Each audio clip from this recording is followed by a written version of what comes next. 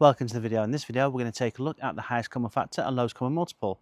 You're going to find these skills really useful when it comes to working with fractions, cancelling them down and finding equivalent fractions as well. So why not grab your favourite drink, grab a pen, grab something to write on, and come and join me. Okay, so let's get started with the lowest common multiple. So there are three things you should be asking yourself before we begin, which is, what is a multiple, what is a common multiple, and what is a lowest common multiple? So we're going to address those three questions as we dive into this topic now. So what is a multiple? Well, a multiple is the result of a times table. So for example, 1 times 2 is 2, 2 times 2 is 4, and so on. Go. So we can see the first few multiples of 2 are 2, 4, 6, 8, 10, and so on. So these are multiples. They're basically the solutions you find in the multiplication tables. Okay. Now we could go on past 12 times 2. We could go on for an infinite number of digits and time, but of course we don't have that luxury of time, so we're going to stop where we are. So let's just take a look at another example. Okay, and let's look at the 5 times table. So again, for example, we'd have 1 times 5 is 5, 2 times 5 is 10, 3 times 5 is 15, and so on. So we've established that a multiple is basically the solutions that are found in times tables. And we can see that the multiples of 2, or some of them at least, are 2, 4, 6, 8, 10, and so on. And the multiples of 5 will be 5, 10, 15, 20, and so on and so forth. Okay, now common multiples. Common multiples are the numbers that will appear in 2 or more lists of multiples. So for example, we can see the number 10 appears here and here. Okay, in the 2 and 5 times table. We can also see the number 20 would appear here and here. And we could go on looking for more. So for example, I do know that 13 times 2 is going to give me 26. 14 times 2 is 28. Of course, 15 times 2 is 30. So 30 would also be a common multiple. And as I said, there are an infinite number of common multiples between integers. Okay, so this brings us to our third and final question. What is a lowest common multiple? Well, we now know that the common multiples between 2 and 5 are 20 and 30 when looking at the lists that we have. Also, please bear in mind that there are an infinite number of common multiples between these two numbers. Okay, 20 and 30 are just the first few common multiples. But from here, we can use this list to find the lowest common multiple, or the lowest of the common multiples, which is going to be 10. Okay, this is the smallest of the common multiples. So we can now say that the lowest common multiple of 2 and 5 is actually 10. Okay, now, of course, I did promise at the start of this series that we were going to cut the fluff and we were going to give you some quick, easy ways of doing this. Do you have to do all this in an IGCSE or GCSE exam, or even in a functional skills test? No, you do not. Okay, this is just a teacher demonstration. So let me go through another example, okay, that's going to be a little bit quicker, a little bit easier, and a way that I would expect students to demonstrate in an exam. This is example 2, and this method is the one I would expect people to be able to demonstrate in an exam. Okay, it's real simple, it's really straightforward. So hopefully you will know your times tables. If you don't panic. So this is just counting up in 5s and 7s. I would always start with the biggest value first. So I'm going to go 7, plus another 7 is 14, another 7 is 21, another 7 will give me 28, another 7 will give me 35, another 7 will give me 42, and so on. Now, as I go through the next multiplication table, or count up in 5s, I'm going to continue to look at the very first one, the 7 times table, or the counting up in sevens. And as soon as I see a number that appears in both lists, I stop. If I do not see a number that appears in both lists, well, I would just have to extend the first list or extend the second list until I do find a number that appears in both. So let's just jump ahead. 5, 10, 15, 20, 25, 30, and 35. Now I'm stopping there because I can see that 35 appears in both lists. So, lowest common multiple of 5 and 7 is 35, and there's your answer. Now, in an exam, this will be a 1 mark question. Okay, they don't generally give too many marks for this, but although most teachers will tell you you don't need to show working out for a question like this, it's only 1 mark. I always recommend to my students that they should show a method, and the reason for this is simple. When you get to the end of the exam, if you have spare time, the advice is always the same from every maths teacher around the world.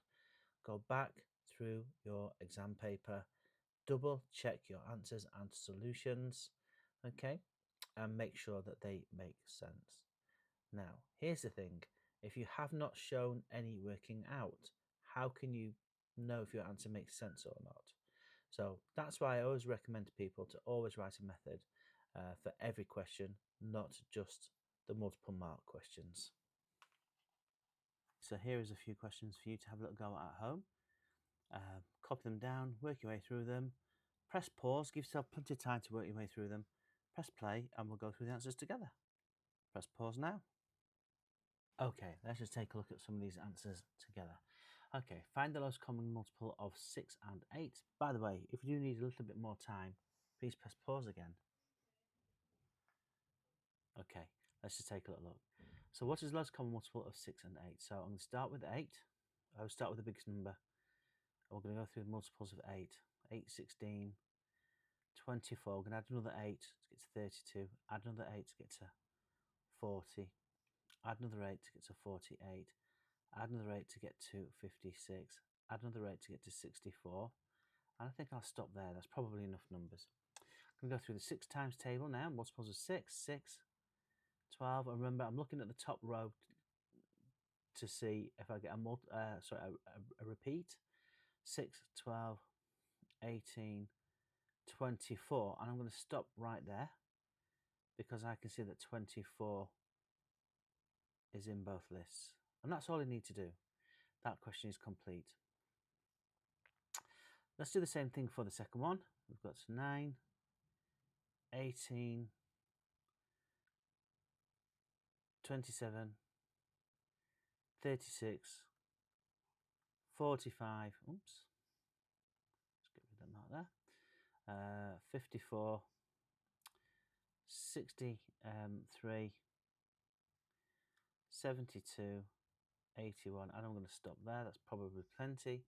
I'm going to go through the sevens. As I go through the sevens, I'm going to be keeping an eye on that top list of numbers I've just written and making sure that I can stop as soon as I see a value that is repeated. 7, 14, 21, 28, 35, 42, nothing so far, 49, 56, 63, and then we can stop there because we can see now there is a value repeated here. So that's the lowest common multiple of 9 and 7. Let's just do a quick recap. So we started out with 3 prime questions, which is, what is a multiple? We decided that was going to be the solutions found in the multiplication tables. What is a common multiple? And that is a number or a value that's found in 2 or more lists of multiples. And of course, what is the lowest common multiple? Well, that's the very first number that will appear in both or more than one list, or more than 2 lists, sorry. So that's lowest common multiples. I hope you found that useful because now we're going to move on to highest common factors. Okay, before we move on to highest common factors, there's a few things you need to be asking yourself. Number one, what is a factor? Number two, what is a common factor? And of course, lastly, number three, what is the highest common factor? And before we get stuck into this and answering those questions, you need to remember and realise that for every function or operation we have in mathematics, we have an inverse or opposite function for that as well. Okay, and this is where we see this at play. The opposite of lowest common multiple is highest common factor, because when we're finding lowest common multiple, it was mostly all about multiplication, and now we're going to work on highest common factors, and this is all about division. Let's get started. So let's start working on the answers to these questions. What is a factor? Well, a factor is an integer or a whole number that you can divide into another whole number, leaving no remainders. So it's a number that would divide into another number, leaving no remainders. So let's just go through an example, and let's just choose, for example, the number 18. So 18 will divide by 1, and that will give me 18. 18 will divide by 2, this will give me 9. 18 will divide by 3, and this will give me 6. Now, as we do this, please do note that the gap between the two initial factors gets smaller and smaller each and every time. So I'm looking at the 3 and I'm looking at the 6. And I know that between the 3 and the 6 are the numbers 4 and 5. I know that 18 will not divide by 4. I know that 18 will not divide by 5. And therefore, we have found all of the factors of 18. Let's go with another one. Let's try 27. 27 will divide by 1, give me 27 at the end.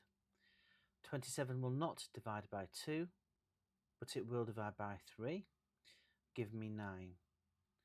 Between 3 and 9 are the numbers 4, 5, 6, 7 and 8. 27 will not divide by any of these, and therefore we found all of the factors of 27. Let's just take a look at, let's go with 30 for example. 30 will divide by 1 and I'm left with 30. 30 will divide by 2 and I'm left with 15. 30 will divide by 3 and it will give me 10. 30 divided by 4, well, 30 will not divide by 4, but it will divide by 5 and it will give me 6. So we have all of the factors of 30.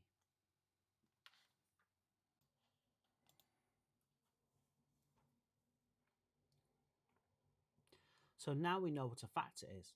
It's a number that divides into another number, leaving no remainders. So the next question was, what is a common factor? Well, this is a number that will appear in 2 or more lists. Okay, so for example, 1 is a common factor of all of these values here. 3 is a common factor of all of these values here. Are there any more? 6, 9, 18. No. So they're all the common factors of 18, 27 and 30. We can now say that a common factor is a value that appears in 2 or more lists of factors. So the highest common factor of 18, 27 and 30 is 3, since this is the highest of the common factors that they all share. The highest common factor can also be described as the biggest number that all the other numbers can divide by. So therefore the biggest number that 18, 27 and 30 can divide by is 3. And remember that when you do that, you need to have a whole number at the end. Let's talk a little bit more about factors. There are 2 facts that you need to remember about factors. The first one is factors always come in pairs, and the second one is factors are always whole numbers. They're never decimals, they're never fractions. Okay, so when you divide your target number, or when I say target number, I mean, for example, the 18, 27 or 30 that we started with. So when you divide your target number by another whole number, the answer you're looking for must be a whole number. If you get a decimal, then of course we know that that cannot therefore be a factor.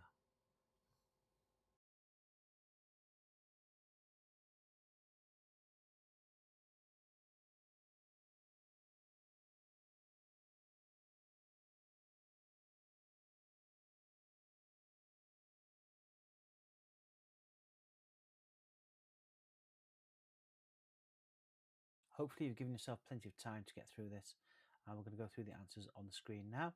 And if you haven't given yourself enough time to finish, then please press pause again and give yourself a little bit longer. Let's get started. I'm going to start with 18. I'm going to try and find all of the factors of 18. I'm going to start by dividing by 1, which of course will give me 18. 18 divided by 2 will give me 9. 18 divided by 3 will give me 6. Then we're going to turn our attention to 45. By the way, I know that this is now a completed list because if we look closely, the only number we've got remaining between 3 and 6 is 5, and 18 does not divide by 5. So I know I'm done. Now remember, we create a gap between the first two factor pairs. The next two factor pairs have got to fit inside that gap, by the way. So the 2 and the 9 has got to be bigger than the 2, less than 18, for example. So we've got our 2 and our 9, and of course the next factor pairs after 2 and 9 have got to be bigger than 2, but less than 9. Okay, so it's quite a handy piece of information to know and be aware of. So let's get started on the 45. 45 divided by 1 will give me 45. 45 will not divide by 2, but it will divide by 3, giving me 15. So the next factor pair we're looking for has got to be bigger than 3, but less than 15. Well, 45 will not divide by 4, but it will divide by 5. Okay, and 45 divided by 5 is 9. So in between the 5 and the 9, I've got 6, 7, and 8. However, 45 will not divide by 6, 7, or 8. So we are done, we're finished. So what we're looking for now is the largest number in each of those lists, and the largest number is the 9. Okay, so the highest common factor of 18 and 45 is 9, and we're finished. Okay, what is the highest common factor of 48 and 72? Okay, let's just check this one out. I'm going to go for 48 to begin with. You can do these in any order you like.